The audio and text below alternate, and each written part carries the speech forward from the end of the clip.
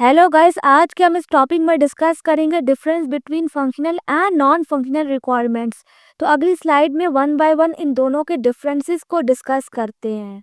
अब सबसे पहले डिस्कस करते हैं फंक्शनल रिक्वायरमेंट्स क्या होती हैं। जो फंक्शनल रिक्वायरमेंट्स होती है ना, उसके अंदर ये डिफाइन किया जाता है कि सिस्टम को क्या करना चाहिए। अब यहाँ पे क्या किया जाता है, यहाँ पे ना कोर फंक्शनैलिटी को जो है ना वो स्पेसिफाई किया जाता है। जिस तरीके से सिस्टम का फीचर क्या होगा या सिस्टम किस तरीके से इंटरेक्ट करेगा। और क्या होता है, यहाँ पे ये डिफाइन किया जाता है कि सिस्टम जो होगा यूज़र की जो रिक्वायरमेंट्स होती है उसको फुलफिल कर पाएगा। यानी कि यहाँ पे ये इंश्योर किया जाता है जो सॉफ्टवेयर है ना उसको यूज़र की रिक्वायरमेंट्स को ज़रूर फुलफिल करना है, तभी तो कहा जा सकेगा ये सिस्टम जो है वो सक्सेसफुल है। अगर कोई सिस्टम यूज़र की रिक्वायरमेंट्स को फुलफिल कर ही नहीं पा रहा तो वो सिस्टम का फेलियर है। तो यहाँ पे ये भी जो है ना मेक श्योर किया जाता है। अब यहाँ पे क्या किया जाता है, ये जो रिक्वायरमेंट्स होती है ना ये किन चीज़ों पे फोकस कर रही होती है, ये यूज़र इंटरेक्ट किस तरीके से करेगा सिस्टम के साथ। और फंक्शनल रिक्वायरमेंट्स की एग्जांपल क्या है, जो इसका सबसे पहला पॉइंट है वो है यूज़र ऑथेंटिकेशन। मतलब का जो सिस्टम है ना उसको यूज़र को ज़रूर रजिस्टर करना चाहिए या लॉग इन करना चाहिए या लॉग आउट करना चाहिए। मतलब कि ये तो कोर बिजनेस फंक्शनैलिटी है ना किसी भी सिस्टम की, कि वहाँ पे कोई भी यूज़र आएगा तो सबसे पहले जो है ना वो रजिस्ट्रेशन करेगा, फिर उसके बाद लॉगिन करेगा, फिर अगर उसने लॉग आउट करना हो तो वो ये भी कर सके। मतलब कि क्या होता है, जो फंक्शनल रिक्वायरमेंट्स होती है ना वो बिजनेस के जो है ना पॉइंट ऑफ व्यू से जो है ना सिस्टम को देख रही होती हैं। अब जो इसका सेकंड पॉइंट है वो है डेटा मैनेजमेंट। मतलब कि क्या होता है, जो सॉफ्टवेयर होता है ना वो यूज़र को इनेबल करता है कि वो जो है ना क्रिएट कर सके। क्रिएट का मतलब क्या होता है, डेटा को इंसर्ट कर सके या रीड कर सके या अपडेट कर सके या डिलीट कर सके। मतलब कि आपने भी देखा होगा कि आप जो है ना सिस्टम्स में CRUD ऑपरेशंस का इस्तेमाल करते हो, तो वो यही होता है।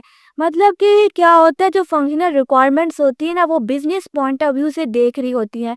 मतलब कि फॉर एग्जांपल कोई जो है ना मैनेजमेंट सिस्टम है, तो उसमें क्या होता है, कोई स्टूडेंट आया उसने जो है ना डेटा इंसर्ट किया, फिर क्या होता है वो जो है ना उस डेटा को जो है ना अपडेट भी कर पाए, उसको जो है ना रीड भी कर पाए, और जो है ना अगर उसने डेटा को डिलीट करना हो तो वो ये भी जो है ना टास्क परफॉर्म कर पाए। तो यहाँ पे जो है ना ये भी मेक श्योर किया जाता है फंक्शनल रिक्वायरमेंट्स के अंदर। अब जो इसका थर्ड पॉइंट है वो है नोटिफिकेशन। मतलब कि क्या होता है, यहाँ पे ये भी मेक श्योर किया जाता है जो एप्लीकेशन है ना वो जो है ना नोटिफिकेशन को सेंड कर पाए। किस तरीके से, विया ईमेल। ईमेल के थ्रू अगर कोई भी एक्शन जो है ना वो अक्कर होता है ना, तो क्या किया जाए, एप्लीकेशन जो है ना वो नोटिफिकेशन जो है ना ईमेल के थ्रू सेंड कर पाए।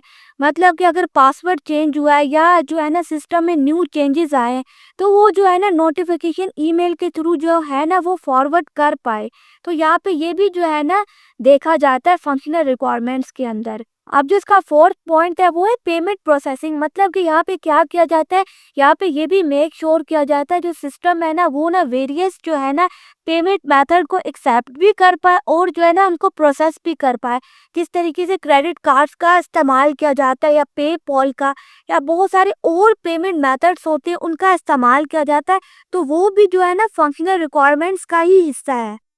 अब जो इसका फिफ्थ पॉइंट है वो है सर्च फंक्शनैलिटी। मतलब कि यहाँ पे ये भी मेक श्योर किया जाता है जो सॉफ्टवेयर बनाया है वो जो है ना सर्च फीचर भी प्रोवाइड कर पाए। किस तरीके से, मतलब कि अगर यूज़र जो है ना कोई इन्फॉर्मेशन जो है ना वो फाइंड आउट करना चाहता है तो वो फाइंड आउट कर पाए। अगर मिसाल लेते यूज़र ने कुछ कीवर्ड एंटर किए और वो कोई इन्फॉर्मेशन को सर्च करना चाहता है तो वो ये भी कर पाए। तो ये होता है फंक्शनल रिक्वायरमेंट्स, जिसके अंदर जो है ना रजिस्ट्रेशन को, लॉगिन को और जो है ना लॉग आउट या सिस्टम से रिलेटेड जितनी भी फंक्शनल चीज़ें होती है ना उनको जो है ना देखा जाता है। मैंने आपको एग्जांपल में जो है ना बता दिया। कैरेक्टरिस्टिक्स ऑफ फंक्शनल रिक्वायरमेंट्स क्या है। अब क्या होता है, जो फंक्शनल रिक्वायरमेंट्स होती है ना वो डायरेक्टली रिलेटेड होती है बिजनेसेस प्रोसेसेस से किसी भी सिस्टम के। मैंने आपको पहले भी बताया था जो फंक्शनल रिक्वायरमेंट्स होती है ना वो बिजनेस की कोर फंक्शनैलिटी पे फोकस कर रही होती है। तो ये होती है फंक्शनल रिक्वायरमेंट्स। अब जो इसका सेकंड पॉइंट है वो है define as input processes and output. मतलब कि यहाँ पे क्या किया जाता है, यहाँ पे इंश्योर किया जाता है कि जो सिस्टम है वो इनपुट ले रहा है सही तरीके से, फिर इसको प्रोसेस कर रहा है और जो है ना उससे रिलेटेड पर्टिकुलर आउटपुट आपको प्रोवाइड कर रहा है। यहाँ पे इस चीज़ को टेक केयर किया जाता है। Often specify in terms of user stories और यूज केसेस, मतलब कि इसको जो है ना यूजर स्टोरीज में डिफाइन किया जाता है, जो फंक्शनल रिक्वायरमेंट्स होती हैं, या यूज केसेस की फॉर्म में डिफाइन किया जाता है। अब नॉन फंक्शनल रिक्वायरमेंट्स क्या होती है? नॉन फंक्शनल रिक्वायरमेंट्स में ये डिफाइन किया जाता है कि सिस्टम को किस तरीके से अपने फंक्शंस को परफॉर्म करना चाहिए। मतलब कि यहाँ पे जो है ना क्वालिटी को जो है ना फोकस किया जाता है और यूजेबिलिटी को सिस्टम की, रादर देन स्पेसिफिक बिहेवियर और इंटरेक्शन। मतलब कि यहाँ पे जो है ना बिहेवियर किस तरीके से सिस्टम का होगा, या जो है ना वो किस तरीके से इंटरेक्शन करेगा, ये यहाँ पे जो है ना स्पेसिफाई नहीं किया जाता।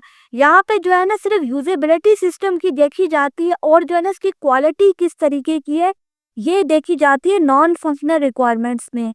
मतलब कि क्या होता है, ये बहुत हद तक जो है ना सिस्टम की परफॉर्मेंस से, सिक्योरिटी से, यूजेबिलिटी से और स्केलेबिलिटी से जो है ना नॉन फंक्शनल रिक्वायरमेंट्स जो है ना वो रिलेट कर रही होती है। जो फंक्शनल रिक्वायरमेंट्स होती है वो कोर बिजनेस जो है ना पर्पसेस के लिए जो है ना इस्तेमाल की जाती हैं, लेकिन जो नॉन फंक्शनल रिक्वायरमेंट्स होती है ना वो जो होती है सिस्टम की परफॉर्मेंस को चेक करेंगी, सिक्योरिटी को, यूजेबिलिटी को और स्केलेबिलिटी को जो है ना वो चेक करेंगी। अब नॉन फंक्शनल रिक्वायरमेंट्स की एग्जांपल क्या है? जो इसका सबसे पहला पॉइंट है वो है परफॉर्मेंस। मतलब कि यहाँ पे ना सिस्टम की परफॉर्मेंस को चेक किया जाता है।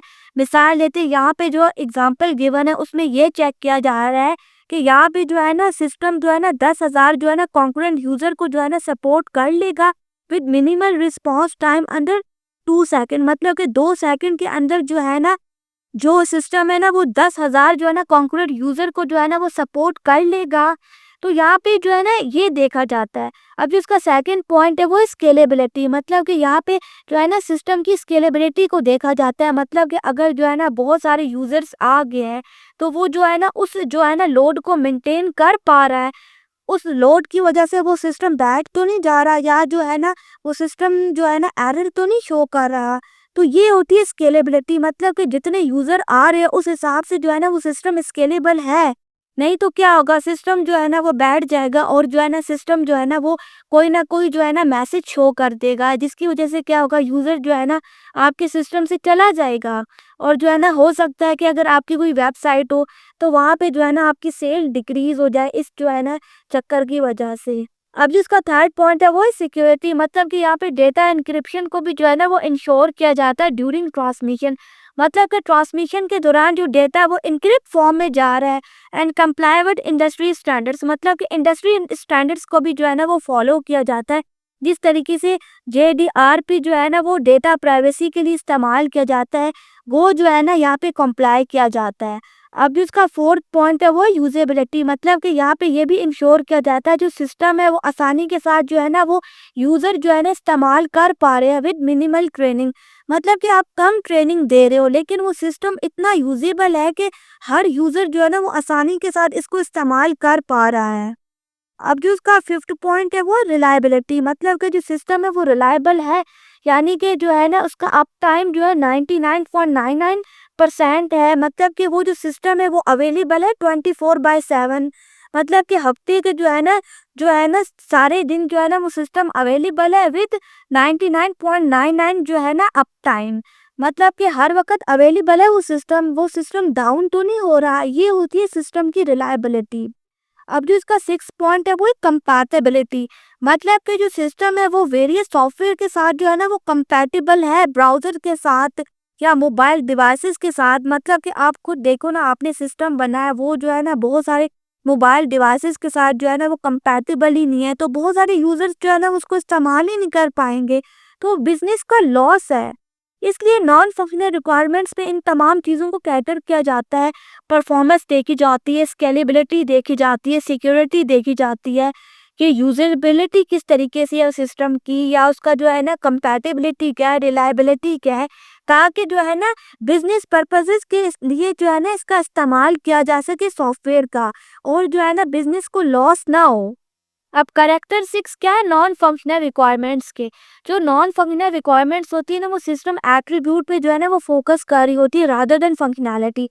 मतलब कि यहाँ पे क्या किया जाता है, यहाँ पे फंक्शनैलिटी को इतना फोकस में नहीं रखा जाता, लेकिन सिस्टम एट्रीब्यूट का मतलब सिस्टम की खुसूसियात क्या है इसके ऊपर फोकस रखा जाता है।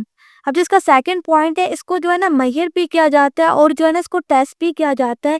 इसको जो है ना मेजर करने के जो है ना बेंचमार्क्स होते हैं, इसमें परफॉर्मेंस देखी जाती है, फिर यूजेबिलिटी देखी जाती है और बहुत सारी और चीज़ें जो है ना वो देखी जाती है और उनका जो है ना वो एक बेंचमार्क होता है, उस हिसाब से जो है ना इसको मेजर किया जाता है। अब जो इसका थर्ड पॉइंट है, मतलब कि क्या होता है यहाँ पे ना स्पेसिफाई किया जाता है क्वालिटी एट्रीब्यूट को और सिस्टम कॉन्स्टेंट को। मतलब कि यहाँ पे ये देखा जाता है उस सिस्टम की क्वालिटी क्या है, वो यूज़र को किस तरीके से फैसिलिटेट कर रही है। यहाँ पे फंक्शनल रिक्वायरमेंट्स नहीं देखी जाती है, लेकिन क्या होता है फंक्शनल रिक्वायरमेंट्स तो जो है ना सिर्फ ज़रूरी नहीं होती ना, बाकी और भी बहुत सारी चीज़ों को देखना ज़रूरी होता है। सिस्टम किस तरीके से यूज़र को जो है ना फैसिलिटेट कर रहा है, किस तरीके से जो है ना यूज़र उसको यूज़ कर पा रहा है, या उसकी परफॉर्मेंस क्या है, या कितने जो है ना यूज़र को हैंडल कर पाता है, और भी बहुत सारी चीज़ें होती है सिस्टम्स में। तो ये क्या करता है, ये इन तमाम चीज़ों को जो है ना देख रहा होता है। अब की डिफरेंसेस क्या है functional requirements and non functional requirements के। मतलब कि जो फंक्शनल रिक्वायरमेंट्स होती है ना, उसमें ये फोकस किया जाता है कि सिस्टम को क्या करना चाहिए, लेकिन नॉन फंक्शनल रिक्वायरमेंट्स में ये देखा जाता है कि सिस्टम को किस तरीके से परफॉर्म करना चाहिए। अब जो है ना फंक्शनल रिक्वायरमेंट की नेचर क्या है, जो फंक्शनल रिक्वायरमेंट्स होती है ना वो स्पेसिफाई करती है सिस्टम का बिहेवियर, फीचर एंड इंटरेक्शन।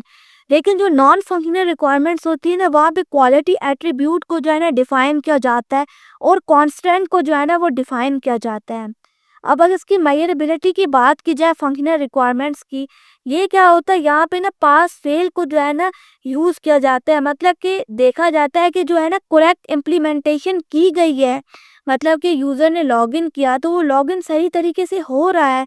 कहीं जो है ना यूज़र बिना जो है ना लॉगिन किए तो सिस्टम में एंटर नहीं हो रहा, तो यहाँ पे ये फोकस किया जाता है।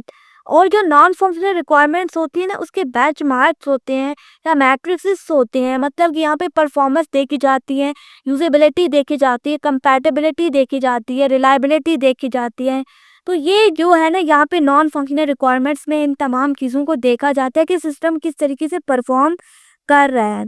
अब इसकी एग्जांपल क्या है फंक्शनल रिक्वायरमेंट की, मतलब कि यूज़र ऑथेंटिकेशन होगी या डेटा मैनेजमेंट होगी, करंट ऑपरेशन जिस तरीके से मैंने आपको पहले ही बताया, या रिपोर्टिंग होगी।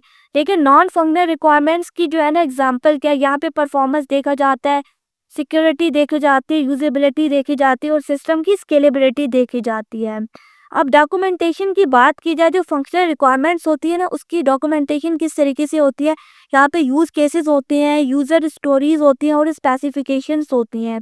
और नॉन फंक्शनल रिक्वायरमेंट्स की किस तरीके से डॉक्यूमेंटेशन की जाती है, यहाँ पे क्वालिटी एट्रीब्यूट्स होते हैं, सिस्टम किस तरीके से परफॉर्म कर रहा है, सिस्टम की यूजेबिलिटी क्या है, सिस्टम जो है ना कितना अप टाइम दे रहा है, मतलब उसके बेंचमार्क क्या है या उसके स्टैंडर्ड्स क्या है, तो ये देखा जाता है नॉन फंक्शनल रिक्वायरमेंट्स में। तो ये था कुछ नॉन फंक्शनल और फंक्शनल रिक्वायरमेंट्स के बारे में, उनके की डिफरेंसेस क्या होते हैं वो भी मैंने आपके साथ डिस्कस किए। उम्मीद है कि आपको ये लेक्चर पसंद आया होगा। Thank you.